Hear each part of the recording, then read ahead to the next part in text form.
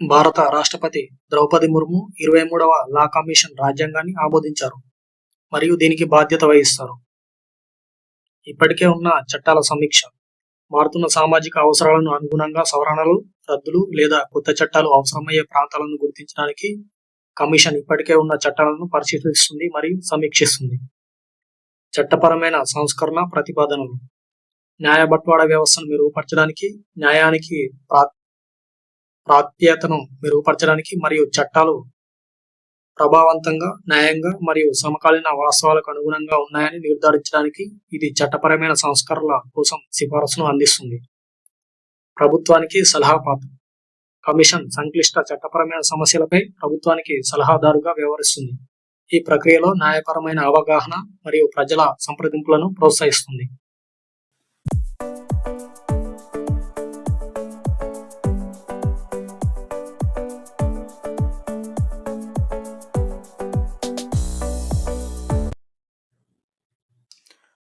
Ayushman Bharat one health machine కింద విషాణు యుద్ధ అభ్యాస్ ఒక మహమ్మారి సన్నద్ధత డ్రిల్ను ప్రారంభించింది. ఇంటర్ డిసిప్లినరీ అప్రోచ్ డ్రిల్ ఒక మహమ్మారి ప్రతిస్పందనను అనుకరించడానికి ఆరోగ్య సంరక్షణ నిపుణులు, పశుసంవర్ధక నిపుణులు మరియు పర్యావరణ శాస్త్రవేత్తలను ఒక చోట చేర్చింది. రియల్ టైమ్ సీనరియో సిమ్యులేషన్ ఈ వ్యాయామం నిజ సమయ మహమ్మారి దృశ్యాలను అనుకరిస్తుంది. అధికారులు వారి ప్రతిస్పందన వ్యూహాలను అంచనా వేయడానికి మరియు మెరుగుపరచడానికి వీలు కల్పిస్తుంది. అత్యవసర సంసిద్ధతను పెంపొందించడం ఈ డ్రిల్ భారతదేశం యొక్క అత్యవసర సంసిద్ధతను మరియు భవిష్యత్తులో వచ్చే మహమ్మారికి ప్రతిస్పందనను బలోపేతం చేయడం, ప్రజారోగ్య సంక్షోభాలకు ఏకీకృత మరియు సమర్థవంతమైన విధానాన్ని నిర్ధారిస్తుంది. భారతదేశంలోని అతిపెద్ద రాష్ట్రాలలో స్థూల రాష్ట్ర దేశీయోత్పత్తి జిఎస్డిపి వృద్ధిలో తెలంగాణ మరియు తమిళనాడు ముందంజలో ఉన్నాయి. అత్యధిక జిఎస్డిపి వృద్ధి రేట్లు సేవలు, తయారీ మరియు ఇన్ఫర్మేషన్ టెక్నాలజీ వంటి కీలక రంగాలలో పటిష్టమైన పనితీరు కారణంగా అతిపెద్ద భారతీయ రాష్ట్రాలలో తెలంగాణ, తమిళనాడు జిఎస్డిపిలో అత్యధిక వృద్ధి రేటును నమోదు చేశాయి. ఎకనామిక్ డైవర్సిఫికేషన్ మరియు ఇన్వెస్ట్మెంట్ స్థిరమైన ఆర్థిక వృద్ధికి దోహదపడిన విభిన్న ఆర్థిక వ్యవస్థలు, వ్యాపార అనుకూల విధానాలు మరియు మౌలిక సదుపాయాల అభివృద్ధి కారణంగా రెండు రాష్ట్రాలు గణనీయమైన దేశీయ మరియు విదేశీ పెట్టుబడులను ఆకర్షించాయి. జాతీయ ఆర్థిక వ్యవస్థపై ప్రభావం తెలంగాణ మరియు తమిళనాడులో బలమైన జిఎస్డిపి వృద్ధి జాతీయ జిడిపికి వారి ఆర్థిక సహకారాన్ని మెరుగుపరుస్తుంది. భారతదేశం మొత్తం ఆర్థిక విస్తరణకు కీలకమైన డ్రైవర్లుగా నిలిచింది. వారణాసిలో వేద 3D మ్యూజియం కోసం యూపీ ప్రభుత్వం ప్రణాళికలు వేసింది. అత్యాధునిక మ్యూజియం ఉత్తరప్రదేశ్ ప్రభుత్వం వారణాసిలోని సంపూర్ణానంద సంస్కృత విశ్వవిద్యాలయంలో భారతీయ జ్యోతిష్ శాస్త్రం, ఖగోళ శాస్త్రం మరియు వేద సాహిత్యంపై దృష్టి సారించి వేద 3D మ్యూజియాన్ని నిర్మించాలని యోచిస్తున్నట్టు ప్రకటించింది. అత్యాధునిక సాంకేతికత మ్యూజియం పురాతన వేద జ్ఞానాన్ని ప్రదర్శించడానికి 3D మరియు వర్చువల్ రియాలిటీ టెక్నాలజీని ఉపయోగించుకుంటుంది. ఇది ఒక వినూత్న ప్రాజెక్ట్. వేద పరిమాణాన్ని ప్రదర్శిస్తుంది. ఈ మ్యూజియం వేద సాహిత్యం యొక్క పరిణామాన్ని హైలైట్ చేస్తుంది. ఇందులో 16 సంస్కారాలు, 64 కళలు, 18 విద్యాస్థానాలు ఉన్నాయి.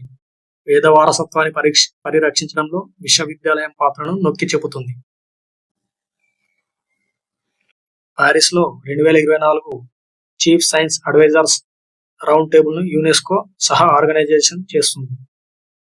గ్లోబల్ పార్టిసిపేషన్ రౌండ్ టేబుల్లో 28 దేశాలు మరియు 6 అంతర్జాతీయ సంస్థలను కలిపి open science, bridging knowledge, asymmetry మరియు ప్రపంచవ్యాప్తంగా సైన్స్ సలహా సామర్థ్యాన్ని పెంపొందించడం గురించి చర్చిస్తుంది. హైబ్రిడ్ ఫార్మాట్ ఈవెంట్ పారిస్లోని యునెస్కో ప్రధాన కార్యాలయంలో హైబ్రిడ్ ఫార్మాట్లో జరుగుతుంది. ఇది వ్యక్తిగతంగా మరియు వర్చువల్ భాగస్వామ్యానికి వీలు కల్పిస్తుంది. సైన్స్ అడ్వైజరీ మెకానిజంలను మెరుగుపరచడం 2023లో భారతదేశం యొక్క G20 ప్రెసిడెన్సీ సమయంలో ప్రారంభించబడిన చొరవను రూపొందించడం ద్వారా గ్లోబల్ సైన్స్ అడ్వైజరీ మెకానిజంలను మెరుగుపరచడం ఈ యొక్క రౌండ్ టేబుల్ ముఖ్య లక్ష్యం. ఐఐటి ఢిల్లీ యొక్క అబుదాబి క్యాంపస్ సంస్థ యొక్క ప్రపంచ విస్తరణలో ఒక ముఖ్యమైన మైలురాయి. వ్యూహాత్మక స్థానం క్యాంపస్ అబుదాబిలోని జావేద్ విశ్వవిద్యాలయంలో ఉంది. అధిక నాణ్యతకు విద్య కోసం మిడిల్ ఈస్ట్ లో జరుగుతున్న డిమాండ్ను పెంపొందించేందుకు ఐఐటి ఢిల్లీకి ఒక ప్రత్యేక అవకాశాన్ని అందిస్తోంది. ఎనర్జీ ట్రాన్స్మిషన్ మరియు స్టెబిలైజీలో masters program. Abu Dhabi campus energy transition మరియు సస్టైనబిలిటీలో ఒక ప్రత్యేకమైన మాస్టర్ ప్రోగ్రామ్ను అందిస్తుంది. ఇది ఒక శక్తి పరిశ్రమ యొక్క స్థిరమైన అభ్యాసాలకు నావిగేట్ చేసే నైపుణ్యాలతో నిపుణులు మరియు పండితులను సన్నద్ధం చేయడానికి రూపొందించబడింది. సహకారాలు మరియు పొత్తులు. ప్రాంగణం ప్రముఖ అబుదాబి విశ్వవిద్యాలయంలో వ్యూహాత్మక పొత్తులను ఏర్పరచుకుంది. ఇందులో సోర్బోస్ విశ్వవిద్యాలయం Abu Dhabi, Mohammed bin Javed university of artificial intelligence Khalifa విశ్వవిద్యాలయం మరియు జాయద్ యూనివర్సిటీ ఉమ్మడి పరిశోధన విద్యారంగాన్ని సులభతరం చేస్తుంది. కార్యక్రమాలు మరియు సిబ్బంది మరియు విద్యార్థుల మార్పిడి ఉంటుంది. లోరెల్ పారిస్ కి సరికొత్త ప్రపంచ రాయబారిగా ప్రారంభించబడిన ఆలియా భట్, వియోలా డేవిస్ మరియు కెండల్ జెన్నర్ వంటి విభిన్నమైన ప్రతినిధుల జాబితాలో చేరారు. అందం ద్వారా సాధికారకత. గ్లోబల్ అంబాసిడర్ గా ఆలియా భట్ పాత్ర మహిళా సాధికారికత మరియు సమగ్రతను ప్రోత్సహించడంపై దృష్టి పెడుతుంది. ఆమె బ్రాండ్తో పంచుకునే విలువలు. ప్రపంచ ప్రభావం. నిర్మాతగా మరియు వ్యాపారవేత్తగా ఆలియా భట్ యొక్క గ్లోబల్ ప్లాట్ఫారం భారతీయ సినిమాపై వెలుగులు నింపడానికి మరియు చలనచిత్ర పరిశ్రమలో చేరికకు తోడ్పడుతుంది. ప్రచార ఆరంగేట్రం. ఆలియా భట్ సెప్టెంబర్ 24 నుండి ప్రారంభమయ్యే లోరెల్ పారిస్ కేటగిరీలో నటిస్తుంది. బ్రాండ్ యొక్క గ్లోబల్ ఉనికిలో తన అద్వితీయమైన ప్రతిభ మరియు ప్రభావాన్ని అందజేస్తుంది. జిఐసిలో 6.78% వాటాను 4,700 కోట్లకు విక్రయించనున్న ఆర్థిక మంత్రిత్వ శాఖ. జనరల్ ఇన్సూరెన్స్ కార్పొరేషన్ ఆఫ్ ఇండియాలో 6.78% వాటాను 4,700 కోట్లకు విక్రయించాలని ఆర్థిక మంత్రిత్వ శాఖ యోచిస్తోంది.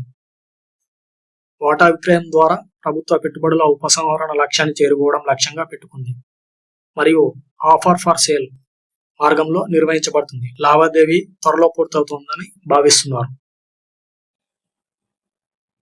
అగ్రిషూర్ ఫండ్ ను కేంద్ర వ్యవసాయ శాఖ మంత్రి శ్రీ శివరాజ్ సింగ్ చౌహాన్ ప్రారంభించారు.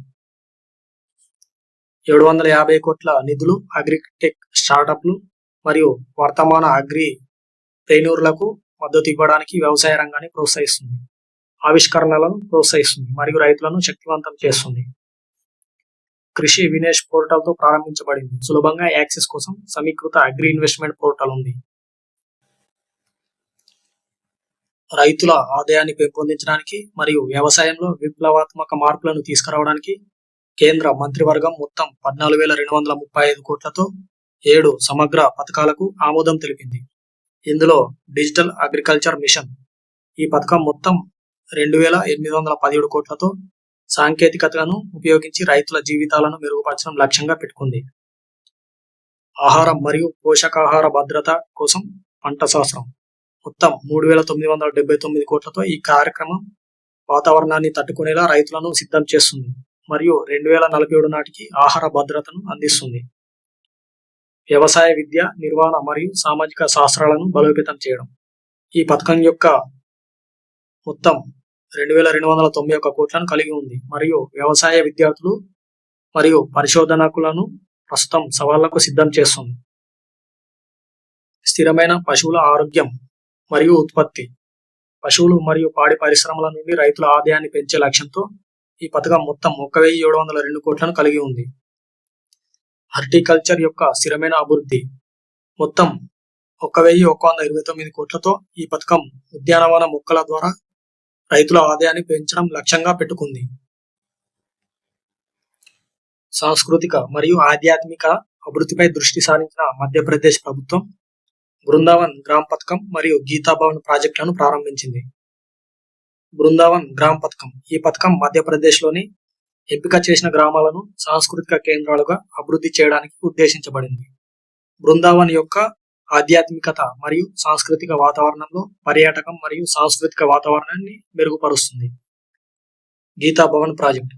ఈ ప్రాజెక్ట్ కింద భగవద్గీత బోధనలను ప్రోత్సహించడానికి గీతా భవన్ పేరుతో ఒక ప్రత్యేక సముదాయం స్థాపించబడుతుంది. ఇది ఆధ్యాత్మిక అభ్యాసం, ధ్యానం మరియు సాంస్కృతిక కార్యక్రమాలకు కేంద్రంగా పనిచేస్తుంది. పర్యాటకం మరియు ఆధ్యాత్మిక అవగాహనకు ప్రోత్సాహం. 2 కార్యక్రమాలు ఆధ్యాత్మిక పర్యాటకాన్ని ప్రోత్సహించడం, సాంస్కృతిక అవగాహనను పెంచడం మరియు స్థానిక కమ్యూనిటీలకు పెరిగిన ఫుట్బాల్ మరియు సాంస్కృతిక నిశ్చితార్థం ద్వారా ఆర్థిక అవకాశాలను సృష్టించడం